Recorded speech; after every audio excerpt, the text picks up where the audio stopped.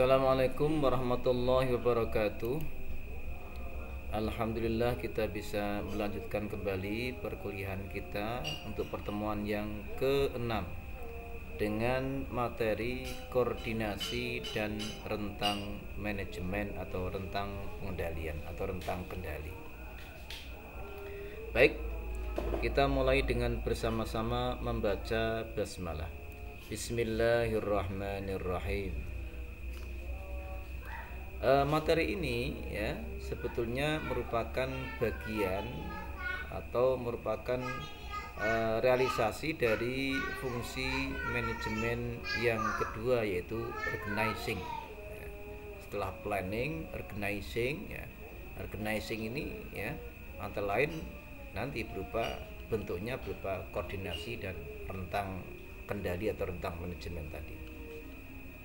Kemarin sudah kita pelajari bersama bahwa dalam organizing itu seorang manajer melakukan departementasi dan pembagian kerja, di mana pembagian kerja ini ya diwujudkan dalam struktur organisasi, ya, di mana dalam struktur organisasi itu ya ada bagan organisasi, yang mana bagan organisasi ini menunjukkan ya koordinasi ya antara masing-masing organ atau bagian dalam organisasi tersebut, baik berupa garis instruksi atau berupa garis koordinasi ya, itu diwujudkan atau digambarkan dalam bagan organisasi. Ada beberapa definisi terkait dengan koordinasi. Apakah koordinasi tersebut ya? J.R. Terry mendefinisikan bahwa koordinasi adalah usaha untuk menyinkronkan atau mensinergikan ya dengan menyediakan waktu yang tepat ya, dengan menyediakan kesempatan yang tepat ya, untuk mengarahkan pelaksanaan ya, dari masing-masing organisasi tadi, organ-organ yang ada di organisasi tadi, untuk menghasilkan suatu tindakan yang seragam dan harmonis ya, untuk mencapai sasaran yang ditentukan. Intinya koordinasi ini merupakan langkah ya, bagaimana seorang manajer itu mampu mengkomunikasikan ya, masing-masing bagian untuk saling berinteraksi secara harmonis agar tercapai tujuan organisasi. Ini ada beberapa definisi ya, dari beberapa ahli manajemen yang Anda bisa menelaah secara mandiri. Ini juga ada definisi lain dari Handoko ya. Kemudian kita lanjutkan dalam koordinasi itu ada 3 macam ketergantungan atau dalam sebuah koordinasi masing-masing bagian di sebuah organisasi itu ada 3 macam tipe ya ketergantungan dari masing-masing bagian dalam sebuah organisasi. Yang pertama namanya adalah fault interdependence ya, atau saling ketergantungan yang menyatu ya. Kemudian yang kedua namanya sequential interdependent ya, atau saling ketergantungan yang bersifat berurutan ya. Terus yang ketiga namanya ketergantungan reciprocity ya, atau reciprocal interdependent ya, atau koordinasi yang bersifat saling ketergantungan. Ya, ini ada definisi-definisi masing-masing, nanti bisa dibaca sendiri ya. Intinya begini, intinya ditujukan dalam bagan ini ya. Kalau fault interdependent atau ketergantungan yang sifatnya menyatu, ini adalah sebuah tipe koordinasi yang mana masing-masing bagian ini ya, ini sebetulnya tidak mempunyai hubungan atau mereka bekerja secara terpisah ya. Ya. Jadi mereka merupakan sebuah bagian yang secara parsial ya, memang terpisah. Tetapi ya, masing-masing bagian yang terpisah ini nanti akan mengarah pada satu tujuan organisasi yang sama-sama menuju pada tujuan yang sama ya, dalam term ya, tujuan organisasi induknya. Misalkan dalam sebuah organisasi ada divisi produk, misalkan ada sebuah pabrik, dia mempunyai produk yang bermacam-macam, ada produk makanan, ada produk alat kesehatan misalkan. Masing-masing divisi ini dia tidak mempunyai saling ketergantungan ya. Artinya mereka akan mengupayakan ya, pengembangan pada divisi mereka masing-masing.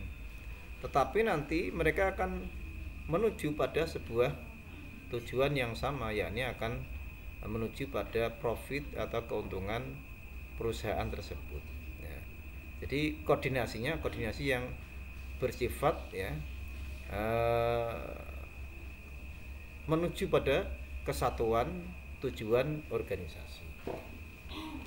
Terus yang kedua ya, dengan tipe sequential interdependent ya, di mana koordinasi itu berbentuk bahwa satu bagian dari sebuah organisasi itu ya, dia akan menentukan atau akan mempengaruhi, berimplikasi pada bagian yang lain ya.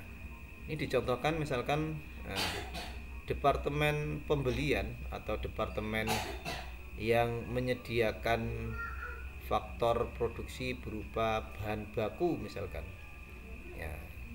Jadi divisi penyediaan bahan baku misalkan, ini akan berpengaruh atau akan berimplikasi pada departemen produksi. Karena apa?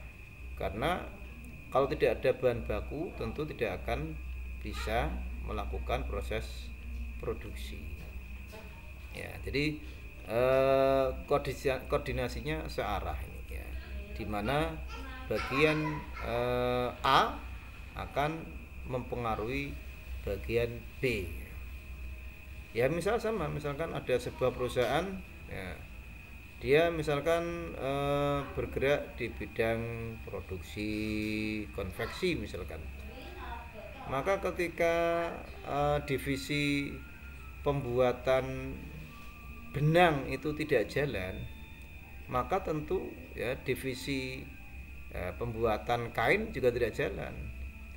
Divisi pembuatan kain yang tidak jalan akan berpengaruh pada divisi pembuatan produk jadi yang tidak jalan. Nah, jadi terus gitu ya. A mempengaruhi B, B akan mempengaruhi C. Nanti C juga akan mempengaruhi D terus gitu. Secara regresif ya. Dia akan mempengaruhi pada bagian-bagian selanjutnya. Kemudian ada tipe lagi yang namanya reciprok. Reciprok itu bermakna saling ya. Di reciprocal interdependent artinya masing-masing bagian itu akan saling mempengaruhi ya. Misalkan bagian pembelian akan mempengaruhi bagian operasional. Bagian operasional juga akan mempengaruhi bagian pembelian ya. Misalkan juga ada sebuah perusahaan bergerak di bidang pembiayaan misalkan. Di sana ada bagian pencairan kredit, ada bagian marketing. Nah, terus ada bagian misalkan bagian penagihan. Bagian kredit ini ya, ini mempengaruhi bagian pencairan akan mempengaruhi bagian kredit ya. Karena apa? Kalau bagian pencairan ini tidak lancar, terjadi hambatan, maka bagian kredit atau bagian pencairan ini tidak jalan, maka bagian penagihan juga tidak jalan. Sama, jika bagian penagihan ini tidak jalan, otomatis kan di sebuah lembaga finansial, misalkan lembaga pembiayaan, kan dia tidak punya uang kan untuk melakukan pembiayaan. Maka bagian pencairan kredit dan bagian penagihan ini saling mempengaruhi, ya. Jadi namanya reciprocal interdependent. Nah, kemudian ini ya, ini penjabaran dari masing-masing macam-macam ketergantungan yang sudah saya jelaskan tadi, yang mana 3 macam tadi itu diteorikan atau dinyatakan oleh pakar manajemen James Thomson, ya. Ya, ini ada 3, ini bisa dipelajari sendiri-sendiri. Nah, sekarang kita akan melanjutkan mengapa kita butuh sebuah mekanisme koordinasi yang bagus. Kita melakukan koordinasi itu kan intinya, isinya itu kan kita melakukan komunikasi yang kepada masing-masing bagian atau masing-masing organ dalam sebuah organisasi untuk menuju proses organisasi yang efektif dan efisien. Ya, dengan organisasi yang efektif dan efisien yang mana dilakukan dengan cara mengkoordinasikan yang baik, ya, kita akan mendapatkan fungsi-fungsi manajemen tadi berjalan dengan baik.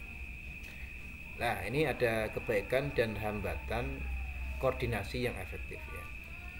Kebaikan atau sisi-sisi positif, ya, koordinasi itu apa saja? Yang lain atau beban tiap bagian tidak terlalu berat karena adanya keseimbangan antar bagian. Nah, dengan komunikasi organisasi, ya, dengan interaksi yang efektif, yang efisien, itu seorang manajer akan mampu melihat, ya, bahwa masing-masing divisi atau masing-masing departemen, ya, itu apakah mengalami overload tugas atau justru ada sebagian departemen atau divisi yang memang kekurangan tugas sehingga dia bisa mengambil kebijakan untuk split atau untuk pembagian tugas secara merata. Ya, kalau tidak koordinasi, ya, masing-masing bagian tidak tahu apakah temannya di bagian yang lain itu merasa berat atau tidak, ya. Maka perlu koordinasi. Yang kedua, tiap bagian akan memperoleh informasi yang jelas dalam kontribusi dan partisipasi masing-masing untuk mencapai tujuan organisasi dan tahu perannya masing-masing sehingga dapat memberikan saran dan komentar terhadap kemungkinan ketidakserasian antar bagian. Intinya masing-masing bagian itu bisa saling mengetahui, saling memahami, ya, saling menyadari tugasnya masing-masing sehingga nanti akan tercipta sebuah rasa saling memiliki, ya, rasa saling memberikan kontribusi, ya. Ya, tidak ada yang merasa bahwa bagian saya yang paling baik, ya, sementara bagian yang lain tidak berkontribusi apapun misalkan, ya. Sehingga dengan berkoordinasi itu, ya, masing-masing bisa mengetahui posisinya masing-masing dan saling memahami tugasnya masing-masing dan tugas orang lain sehingga terjadi harmonisasi dalam sebuah organisasi. Kemudian yang ketiga, schedule kerja yang saling terkait sehingga menjamin penyelesaian pada waktunya. Artinya dengan koordinasi, ya, kita akan memiliki gambaran tentang schedule kerja yang baik, ya. Ya, artinya kita tidak akan mengalami hambatan karena pekerjaan orang lain itu tidak didukung oleh bagian yang lain. Contoh misalkan dalam sebuah perusahaan penerbangan misalkan, mungkin karena tidak ada koordinasi, bisa jadi ya, misalkan pilot itu ya tidak tahu bahwa pada saat itu dia mempunyai jadwal penerbangan. Nah, schedule kerjanya itu tidak difahami oleh masing-masing bagian. Mungkin bagian operasional ya itu karena dia tidak mampu mengkomunikasikan dengan bagian pilot misalkan, ya, sehingga terjadi misunderstanding ya, dalam masalah schedule kerja. Maka agar schedule kerja itu tidak menjadi sebuah hambatan dalam organisasi, ya kuncinya koordinasi dan komunikasi ya. Kemudian ada beberapa hambatan atau masalah dalam koordinasi ya, yang mana oleh Paul Lawrence itu ada 4 tipe ya, perbedaan dalam sikap dan cara kerja yang mempersulit tugas pengkoordinasian. Nah, ini bagi seorang manajer harus bisa memahami 4 tipe ini agar selanjutnya dia bisa mengambil solusi ya. Sehingga perjalanan mengorganisasikan, mengkoordinasikan dan mengkomunikasikan masing-masing bagian itu bisa berjalan dengan baik. Apa saja masalah-masalah dalam koordinasi? 1, perbedaan dalam orientasi terhadap tujuan tertentu. Artinya begini, kalau masing-masing bagian itu punya orientasi yang berbeda-beda, wah itu susah nanti mengkoordinasikannya. Maka supaya orientasi setiap bagian itu sama ya, ini memerlukan intervensi dari manajer secara hierarkis ya, agar semua karyawan dari mulai lini yang paling bawah ya, kemudian manajer lini, di atasnya lagi ada manajer, middle manager, sampai yang terakhir top manager, itu orientasinya harus sama ya. Orientasinya apa? Tentu orientasinya adalah tujuan organisasi itu. Jangan sampai masing-masing bagian itu mempunyai orientasi sendiri yang berbeda atau yang menyimpang dengan tujuan organisasi. Maka supaya orientasi ini sama ya, itu perlu ada sosialisasi visi misi ya, sampai SOP-nya, prosedurnya, prosedur operasionalnya sebuah organisasi. Ya, yang kedua perbedaan dalam orientasi waktu. Ya.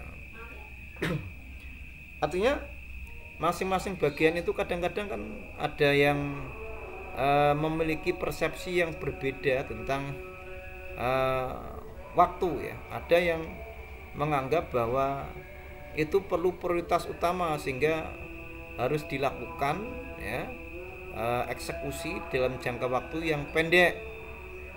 Ada yang menganggap bahwa itu merupakan masalah yang rumit, mungkin perlu penyelesaian waktu yang jangka panjang.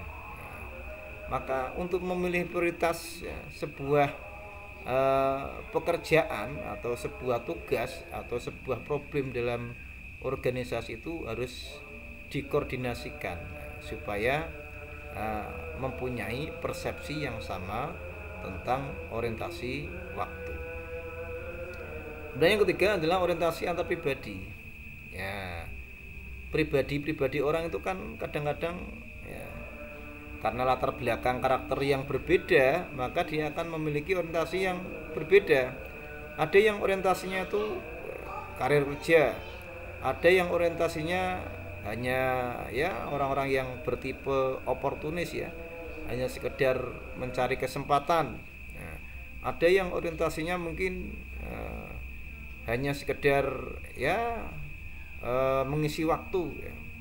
Maka setiap orang itu ya oleh si manajer harus sering kali dilakukan sebuah koordinasi, komunikasi ya, berdiskusi ya, untuk apa? Untuk ya menyatukan persepsi pribadi ya, Ada yang mungkin disiplinnya bagus, ada yang senangnya nyantai ya, ada yang senangnya bekerja dengan target yang maksimal, ada yang hanya sekedar yang penting bekerja tanpa melihat outputnya itu sudah sesuai standar atau tidak. Makanya orientasi pribadi perlu disamakan. Kemudian yang keempat ini ya, perbedaan dalam formalitas struktur ya. Artinya kadang-kadang orang itu ya mempunyai persepsi yang berbeda ya dalam kedudukan atau dalam hierarki ya, dalam struktur organisasinya. Mungkin orang yang sudah mencapai level tinggi dalam organisasi tersebut, misalnya dia jadi supervisor ya, itu tidak akan sama ya dengan persepsinya karyawan ya. Orang yang semakin tinggi level kedudukannya dalam sebuah organisasi ya, itu tentu akan memiliki ya wawasan, visi misi yang mungkin luas ya dibandingkan dengan karyawan kelas bawah ya. Maka perbedaan dalam formalitas struktur ini ya, jangan sampai menjadi sebuah hambatan untuk berkoordinasi ya. Jangan sampai atasan sungkan untuk misalkan berkomunikasi dengan bawahan ya, atau mungkin bawahan jangan sampai ya dihilangkan ya sarana komunikasinya dengan atasan. Sebab kemarin pada saat kita mempelajari tentang departementasi dan pembagian kerja ya, bahwa salah satu karakter struktur organisasi itu kan harus ada sarana komunikasi ya. Sarana komunikasi nanti akan kita bahas, bisa sarana komunikasi yang formal atau yang non formal dan sebagainya ya. Tipe-tipe koordinasi, bagaimana seorang pimpinan organisasi atau seorang manajer itu melakukan koordinasi kepada bagian-bagian yang menjadi wewenang kendali baginya. Ada tipe organisasi vertikal, yaitu tipe-tipe koordinasi yang sifatnya formal. Ini biasanya berbentuk instruksi ya, yang bentuknya berupa ya pernyataan yang sifatnya imperatif lah. Jadi biasanya kalau koordinasi yang sifatnya vertikal ini ya top down. Pokoknya pimpinan memberikan instruksi ya sudah dilakukan oleh bawahan. Ya ini biasanya dilakukan oleh ya organisasi-organisasi yang menggunakan gaya manajemen klasik ya. Terus pokoknya ya bawahan harus nurut ya. Kemudian ada yang menggunakan tipe koordinasi horizontal, di mana dalam koordinasi horizontal ini ya, seorang manajer bukan hanya memberikan instruksi atau garis ya, koordinasi berbentuk perintah saja, tetapi ya dia akan memposisikan ya, bawahannya untuk memberikan feedback atau respon ya, melalui diskusi atau melalui ya semacam briefing ya, dengan pendapat ya, yang sifatnya ya akomodatif terhadap opini atau terhadap keinginan atau terhadap saran-saran, usulan ya dari semua bagian atau semua divisi yang ada dalam organisasi tersebut ya. Tetapi ya idealnya yang dipakai semuanya. Memang kadang-kadang kita memerlukan koordinasi yang sifatnya vertikal, kadang-kadang ya juga memerlukan koordinasi yang bersifat horizontal. Jadi bisa dipakai dua-duanya. Kalau vertikal dok nanti seakan-akan aspirasi bawahan, aspirasi dari masing-masing divisi dan bagian ini tidak terakomodasi. Tapi kalau hanya menggunakan koordinasi horizontal saja, nanti kadang-kadang seorang manajer itu ya istilahnya kurang wibawa lah ya. Dia hanya sekedar menyerap aspirasi, ya kadang-kadang memerlukan ketegasan instruksi. Ya, maka yang kita kombinasikan saja antara vertikal dan horizontal. Ya, sifat-sifat koordinasi ya, ada sifat koordinasi, sifatnya dinamis bukan statis ya. Kemudian menekankan pandangan menyeluruh oleh seorang koordinator atau manajer dalam rangka mencapai sasaran ya. Yang ketiga, koordinasi hanya meninjau suatu pekerjaan secara keseluruhan ya. Jadi koordinasi itu sifatnya hanya meninjau ya. Hanya melakukan konfirmasi ya. Bukan melakukan penilaian. Kalau melakukan penilaian nanti sifatnya bukan koordinasi, nanti sifatnya sudah evaluasi lah. Evaluasi itu nanti masuk pada fungsi manajemen yang keempat, yaitu controlling.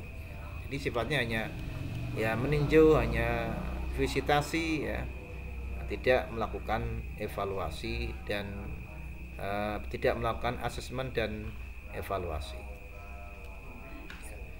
Azas koordinasi ya adalah skala hierarki, artinya koordinasi itu dilakukan jenjang kekuasaan dan tanggung jawab yang disesuaikan dengan jenjang yang berbeda satu sama lain. Tegasnya, asas hierarki ini bahwa setiap atasan atau koordinator harus mengkoordinasikan bawahan langsungnya. Artinya begini ya, asas koordinasi itu melalui jenjang atau level-level yang sudah ditentukan dalam struktur organisasi. Ya. Artinya tidak boleh ya, koordinasi itu dilakukan ya dengan melewati ya, kewenangan atau melewati ya garis struktur yang sudah ditentukan. Ya, contoh ya, misalkan ada seorang buruh, ya, dia akan menyampaikan aspirasinya langsung kepada top manager. Ya, ini ya itu sah-sah saja mestinya, tetapi tidak sesuai dengan asas koordinasi. Karena asas koordinasi itu biasanya sudah memberikan prosedur tata cara tentang bagaimana hubungan masing-masing bagian ya, masing-masing level sesuai struktur organisasi tersebut. Ya tentu mekanismenya ya, kalau seorang buruh dia ada masalah ya tentu ditangani oleh level yang di atasnya, misalkan oleh supervisor baru ditangani oleh middle manager, baru kemudian sampai akhirnya ya ditangani oleh top manager. Artinya kalau urusan buruh, misalkan buruh yang hanya kecil, yang hanya sifatnya intern antar buruh, langsung yang mengambil kebijakan top manager ya, itu ya berarti tidak sesuai prosedur ya, tidak sesuai dengan asas koordinasi. Syarat-syarat koordinasi ya. Koordinasi itu akan berjalan dengan baik apabila memenuhi 4 syarat ini. Yang pertama adalah sense of cooperation, perasaan bekerja sama. Ya, jangan sampai ya masing-masing bagian itu merasa dirinya yang paling superior, ya, sementara yang lain ya, inferior, dirinya sebagai yang paling kuat, yang paling berkontribusi, yang lain tidak. Kemudian syarat yang kedua adalah rivalry, artinya masing-masing bagian itu harus diciptakan sebuah suasana yang kompetitif, saling berlomba untuk mencapai ya atau menuju ya kinerja yang paling bagus ya. Ya. Kemudian yang ketiga adalah team spirit ya. Ya artinya masing-masing bagian itu harus dibangun sebuah komitmen untuk saling menghargai. mereka kan sama-sama satu tim, ya satu tim. Kalau misalkan ada satu tim yang buruk, maka yang lain juga akan dinilai buruk, maka harus saling menghargai. Jadi yang terakhir adalah spirit de corps, artinya bagian-bagian yang diikut sertakan atau dihargai umumnya akan menambah kegiatan yang bersemangat. Artinya apa? Artinya bagian-bagian di dalam organisasi itu harus bisa memberikan dorongan spirit kepada yang lain, ya. Jangan sampai ya masing-masing bagian itu justru menimbulkan konflik, ya, tapi harus memberikan spirit kepada yang lain. Nah, bagaimana masing-masing bagian itu bisa mendorong, memberikan spirit kepada yang lain, ini tentu seorang manajer yang harus menemukan ya mekanisme atau menemukan model bagaimana dia membangun pola komunikasi dari masing-masing bagian yang ada di organisasi yang ia pimpin. Ya, ini mekanisme mengkoordinasi dasar ada hierarki manajemen, ya. Artinya ketika kita melakukan koordinasi itu hierarkinya sudah ada, ya minimal struktur organisasi dan bagian organisasi itu ada, ya. Sehingga itu menjadi acuan dalam melakukan koordinasi, ya, oleh masing-masing bagian. Kemudian aturan dan prosedurnya juga ada, ya, artinya SOP, ya, masing-masing bagian itu ada, sehingga koordinasi yang ia lakukan itu jangan sampai melanggar prosedur, ya. Tadi sudah saya jelaskan, jangan sampai masalah misalkan masalah buruh saja langsung ditangani oleh top manager, ya. Makanya harus ada aturan dan prosedur. Rencana dan penetapan tujuan, artinya koordinasi itu yang dilakukan oleh masing-masing bagian dalam sebuah organisasi itu harus mengarah pada tujuan organisasi. Maka rencana dan penetapan tujuan itu harus difahami oleh seluruh, ya, bagian, seluruh anggota organisasi. Minimal mereka paham betul visi dan misi organisasinya. Kebaikan dan hambatan koordinasi yang efektif tadi sudah, ya, sudah kita jelaskan, ada 4 itu, ya, ada 4. Maka nanti kita ulas lagi, ya, ini tentang orientasi waktu, tujuan dan sebagainya. Ini sudah kita bahas, ya. Ya, ini 3 pendekatan koordinasi yang efektif. Nah, tadi sedikit sudah kita singgung, ya. Yang pertama, teknik manajemen dasar. Nah, ini sebetulnya hampir sama dengan koordinasi hierarki, yang mana koordinasi ini bersifat tadi, ya, instruktif, ya.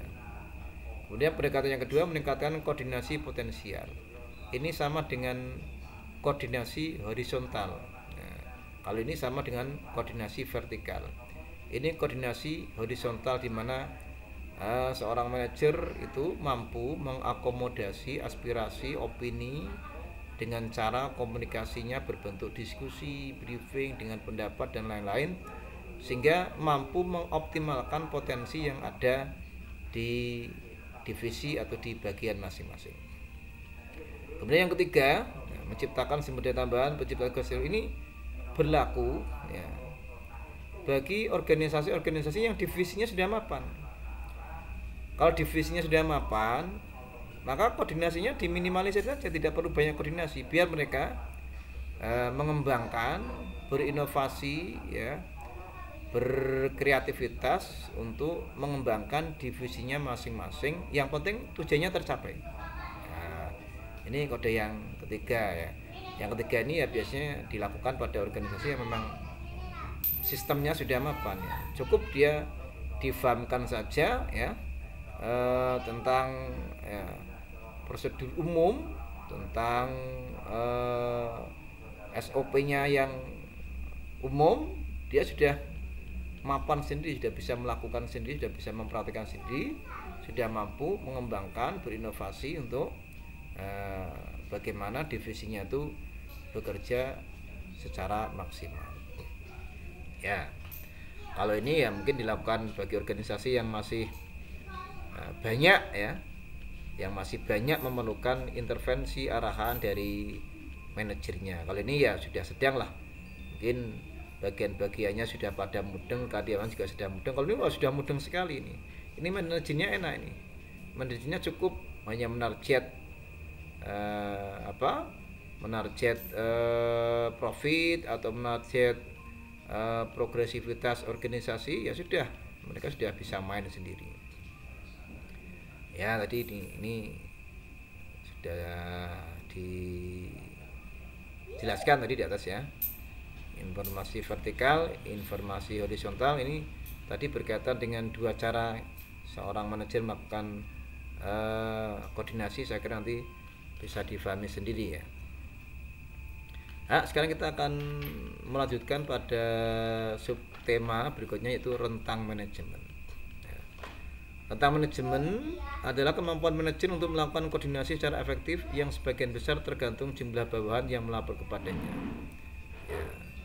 Artinya ya, seorang manajer dalam mengkoordinir bawahannya, itu pasti ada batas kemampuan.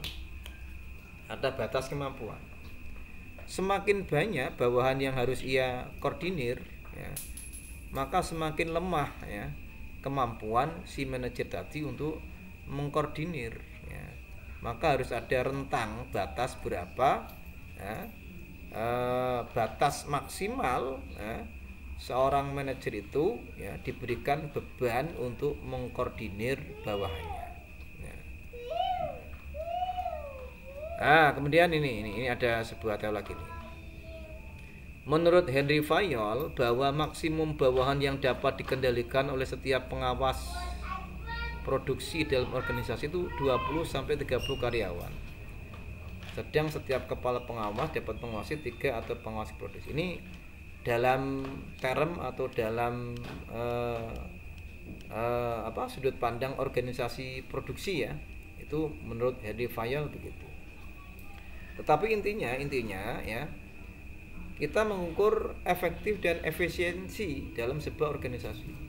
Artinya ketika seorang manajer itu harus mengkoordinir bawahannya yang sudah dianggap banyak dan ternyata efektivitas dan efisiensinya kok tidak maksimal, maka perlu dilakukan langkah untuk mencari solusinya. Solusinya ya mungkin dikurangi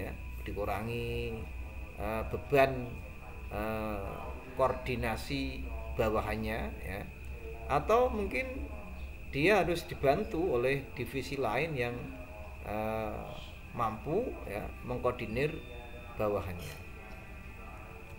Ya, ini ada juga rumus dari seorang ahli matematika, yaitu Graysonas, yang mengatakan bahwa rentang ya seorang manajer dalam mengkoordinir bawahannya itu dirumuskan dengan R ya, sama dengan N kali 2 N-1 plus N-1 ya. R ini menyatakan jumlah hubungan, N ini menyatakan jumlah bawahan ya. Jadi ya kalau dinominalkan dengan angka nanti ketemunya berapa, kalau lebih dari ini ya berarti sudah melampaui ambang batas rentang ya kendali yang dilakukan oleh seorang manajer, ya harus dikurangi. Ya, dalam melakukan koordinasi ya, itu memang ada dua pola struktur organisasi ya, yang berbeda. Ada yang struktur organisasi itu melebar, ada yang menyempit. Nah, ini memang mempunyai kelebihan dan kelemahan sendiri-sendiri. Kalau memang masing-masing fungsi itu ternyata berbeda-beda, mungkin perlu struktur organisasi yang semakin melebar ya. Tapi kalau fungsinya sama mungkin semakin sempit ya. Ya ini untuk melihat apakah teknik rentang manajemennya itu melebar atau menyempit ya. Ini nanti pertimbangannya ini memakai ya pertimbangan nih. Yang pertama adalah kesamaan fungsi. Kalau sebuah organisasi itu ya dia memiliki bagian-bagian yang fungsinya itu sejenis, maka mungkin garis atau bentuk struktur organisasinya biasanya berbentuk ya garis lurus vertikal dan rentangnya sempit ya, rentangnya sempit. Nah, misal ada sebuah perusahaan dia hanya mempunyai divisi produksi hanya dua, kuliner dan food, makanan dan misalkan kecantikan ya, berarti rentangnya hanya dua ya. Tapi kalau semakin banyak fungsi-fungsi dalam struktur organisasinya itu semakin banyak, makin semakin lebar ya, semakin lebar ya. Kemudian kedekatan geografis, semakin dekat kelompok kerja ditempatkan secara fisik maka rentangnya semakin kecil. Kemudian tingkat pengawasan langsung yang dibutuhkan, semakin sedikit pengawasan langsung dibutuhkan rentangannya semakin kecil ya. Tingkat koordinasi pengawasan yang dibutuhkan, semakin berkurang koordinasi yang dibutuhkan rentangnya semakin kecil. Perencanaan yang dibutuhkan manajer, semakin sedikit perencanaan yang dibutuhkan rentangnya juga semakin kecil ya. Bantuan organisasional yang tersedia bagi pengawas, semakin banyak bantuan yang diterima pengawas dalam fungsi-fungsi seperti penarikan, latihan dan pengawasan mutu, rentangnya semakin kecil. Ini berkaitan dengan bentuk ya, dalam struktur organisasi ya. Jadi semakin lebar struktur organisasinya ya, maka biasanya fungsinya semakin heterogen ya. Ya ini pokoknya ini menggunakan 1, 2, 3, 4, 5, 6 faktor ini ya. Ini biasanya juga menentukan bentuk struktur organisasi apakah melebar atau cukup sempit dan lurus ke atasnya. Ini yang digunakan sebagai pertimbangan dalam rentang manajemen ya. Apakah akan menggunakan melebar atau menyempit. Itu saja saya kira materi yang saya sampaikan. Nanti Anda bisa bereksplorasi dan bereksploitasi untuk mencari bahan tambahan sendiri. Kalau ada pertanyaan nanti Anda bisa memposting pertanyaan pada Google Classroom ya, dalam komentar atau dalam WA grup kelas ya. Insyaallah akan kita diskusikan bersama. Jadi saya kira cukup. Mari kita tutup dengan bacaan hamdalah bersama. Alhamdulillahirabbil alamin. Wassalamualaikum warahmatullahi wabarakatuh.